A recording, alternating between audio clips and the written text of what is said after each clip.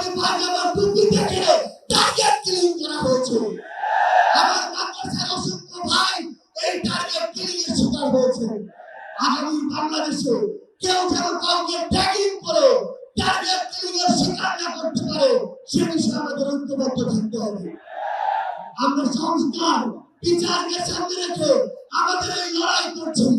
আপনারা পিয়ারের কথা বলেছেন, এই যে পিয়ার আগামী বাংলাদেশের সংসদে আমরা যদি আসলে জনগণের প্রতিনিধিত্ব চাই তাহলে আগামীতে এই পিয়ার নিয়ে আমাদের আরো জোরসোরে ভাবতে হবে।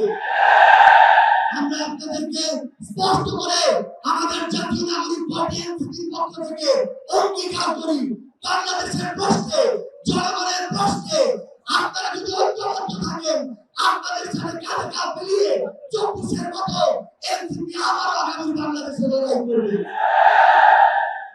আমাদের এই বাংলাদেশের 24-এর অভ্যুত্থানের স্পিরিটের প্রশ্নে, ওই খুনিদের বিচারের প্রশ্নে, রাষ্ট্রের সংস্কারের প্রশ্নে আমরা ঐক্যবদ্ধভাবে এগিয়ে যাব।